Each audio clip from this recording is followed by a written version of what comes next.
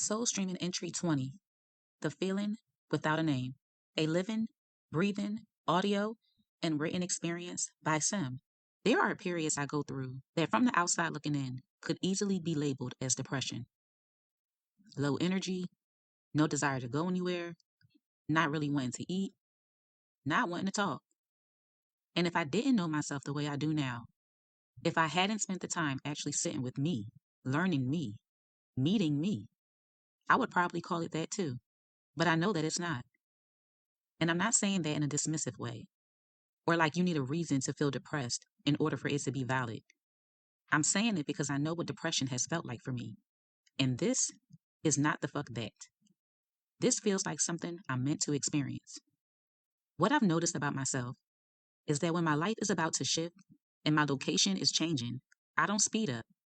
I slow all the way down. Not on purpose. Not because I'm trying to pull away. It just happens. It's like something in me becomes occupied, but not in a way that feels surface level. It feels deeper than initiation. Like an initiation, a quantum leap, and a shift all happening at the same time. I don't even have a word that fully captures it, but I know what it feels like in my body. And it always feels like preparation, but not in the way people usually think about preparing. It's not me trying to learn something new. It's more like something within me is reintroducing itself, unfolding layer by layer. Not new, just deeper, allowing me to meet it from where I am right now. And I know that because the feelings come first. The feelings always come online before the memory, before an instance, before my awareness can even catch up to what's happening, before the code fully activates. I feel it.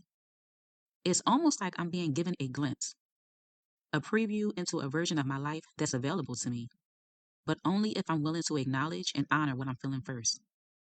And not just acknowledge it, but trust it.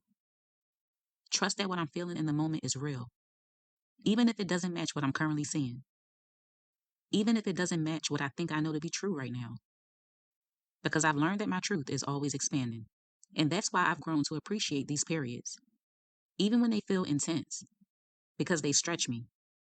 They take me deeper into myself. And the deeper I go, the more I realize that I'm safe here, that I'm protected there, that I already carry the answers within me. Not only do I carry the answers, but I have the keys to unlock every door within me. It's just that not every door is meant to open all at once. Each one holds a piece of my life. And only the ones that support what I'm stepping into reveal themselves when they're meant to. The space between knowing and becoming. From the outside, the shift isn't loud. I've been to myself, and even when I'm around others, I can blend in. It's subtle, something only a trained eye would really catch. But internally, I know I'm not the same. There's something in me that's already shifted, something that's been updated, upgraded even, but it hasn't fully taken shape yet. It hasn't fully met my physical life yet. So I'm here. But I'm also in the middle of becoming something that isn't fully visible. And that's where this feeling comes from. The slowness, the quiet, the lack of desire to do too much or be too involved. And not because something is wrong, but because something is still settling into me. If I didn't know myself, I would mislabel this so quickly. I would think I was stuck. I would think I was falling off. I would think I needed to get back to myself. But the truth is, I'm not trying to get back to who I was. I'm allowing myself to fully arrive into who I already am. And I've noticed that these periods tend to come during moments where I'm shifting something in my life. Not in a way where I need to explain every detail, but just knowing that I'm moving. I'm changing locations. I'm adjusting my environment again. And every time I go through something like that, it requires a different kind of release. Not the same letting go. Not the same emotional process. But something specific to where I am and where I'm going. And instead of rushing through it, I find myself right here. In this space where I'm here. I'm living. But I can also feel that I'm tending to something deeper at the same time. The feeling comes first. It's hard to explain, but it's like I feel things before I have the words for them, before I can connect them to a past experience, before anything outside of me can confirm what it even is. The feeling comes first.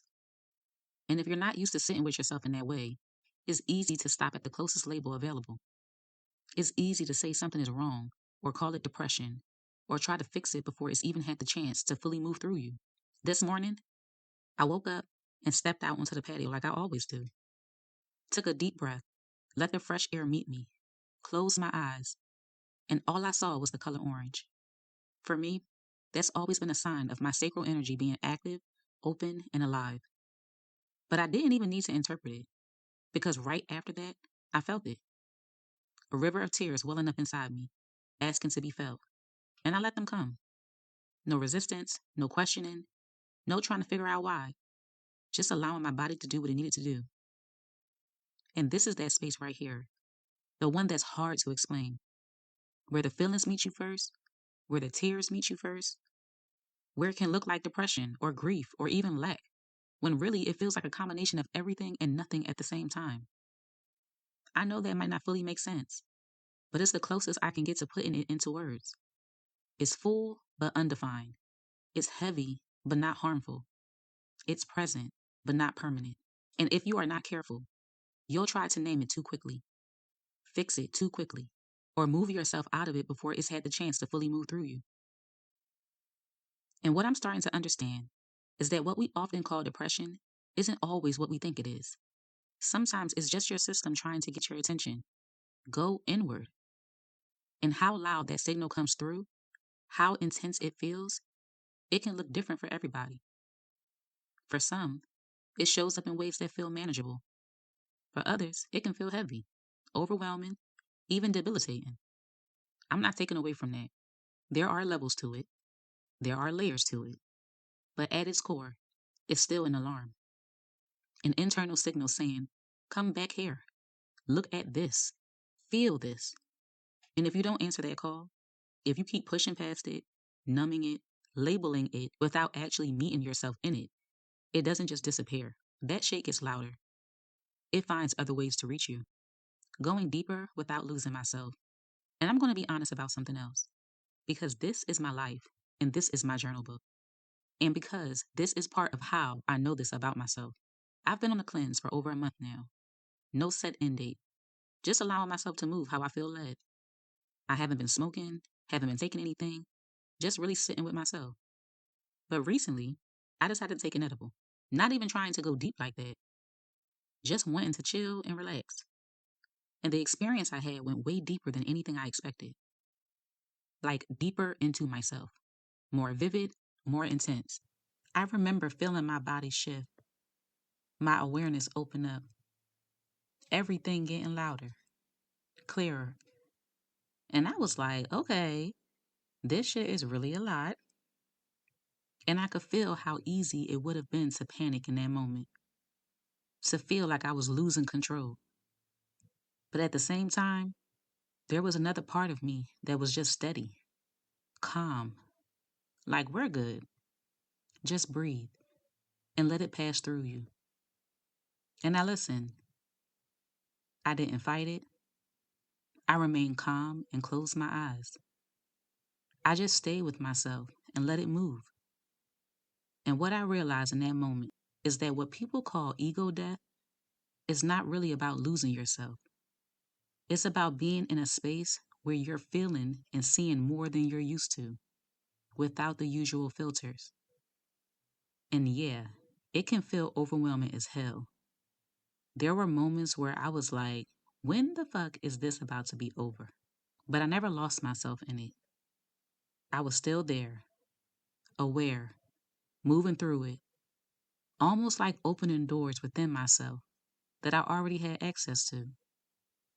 And it reminded me that I can go deep, really deep, and still be okay, still be grounded, still guide myself through it. And I get why that space can throw people off. Because if you're not used to what your inner world looks like, it can feel like too much. But for me, it just reinforced something I already know, that I'm safe with me, that I don't have to run from anything that comes up, because I can meet it. And even now, I can feel how that experience is still settling into me, still revealing itself in pieces. I'm realizing that my relationship with this plant is different now. I've had my phases with it, times where I wasn't honoring it, times where I was experimenting with consumption balance. But this feels intentional. It feels like I'm learning how to work with it, not depend on it, but co create with it, and allow it to open certain doors within me when it feels aligned.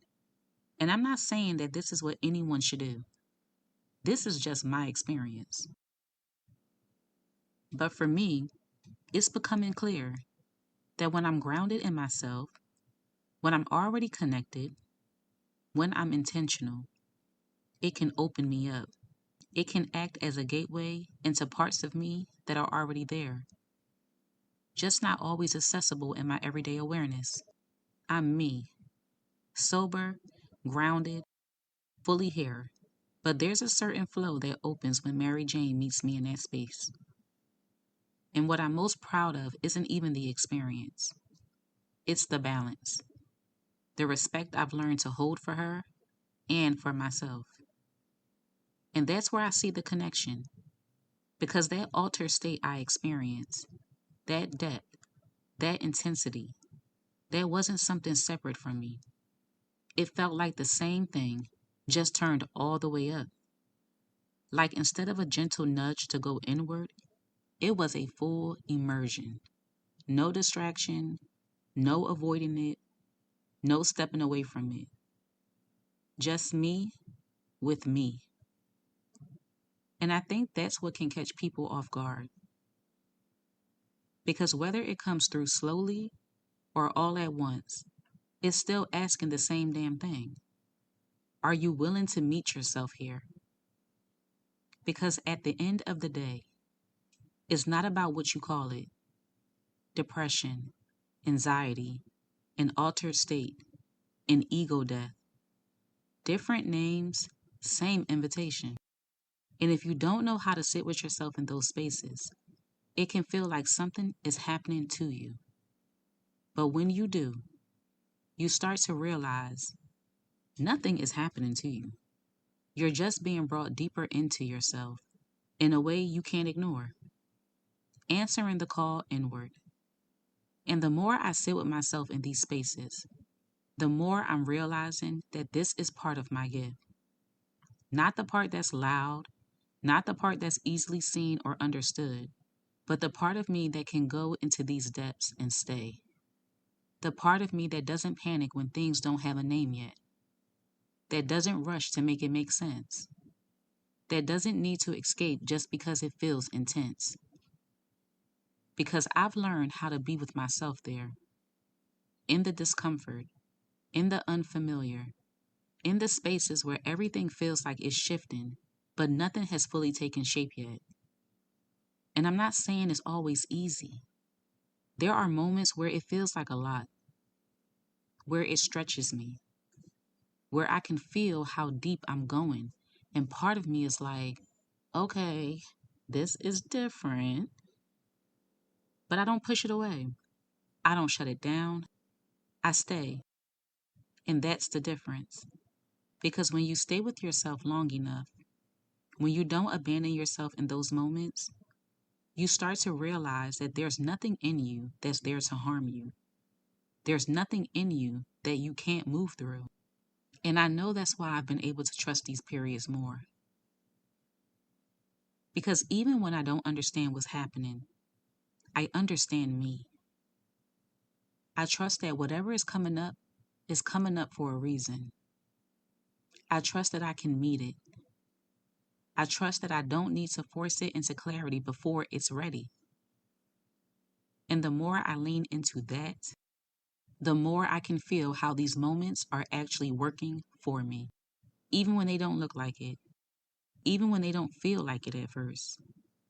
They're expanding me, they're stretching my awareness, they're deepening my relationship with myself. And not everybody is meant to sit in spaces like this. I understand that. But for me, this is where I meet myself the most.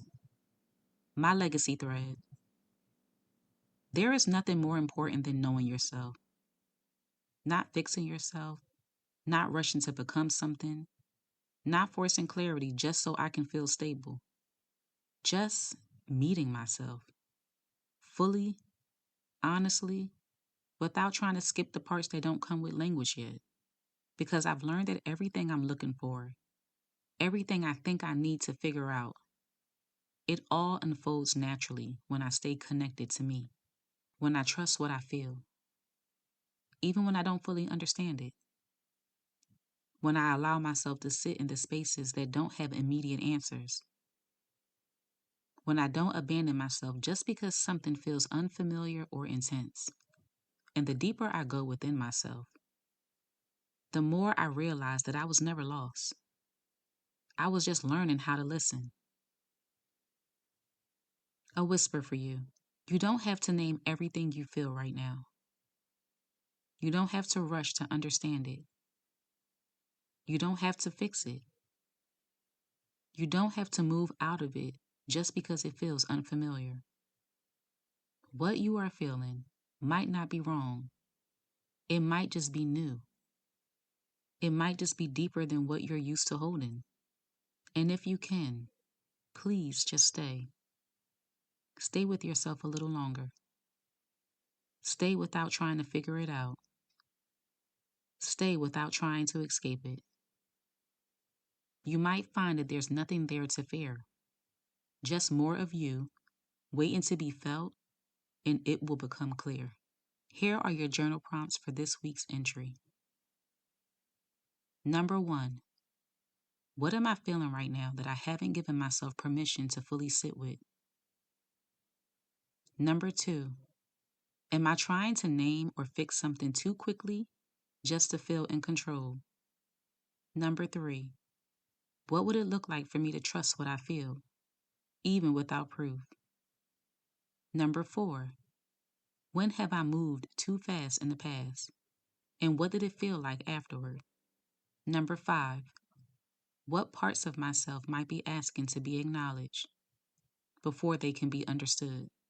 Thank you for witnessing this soul stream. Return to it whenever you need to come home to yourself. Until next time, stay soft, stay true, and keep streaming your soul your way. Love, Sim.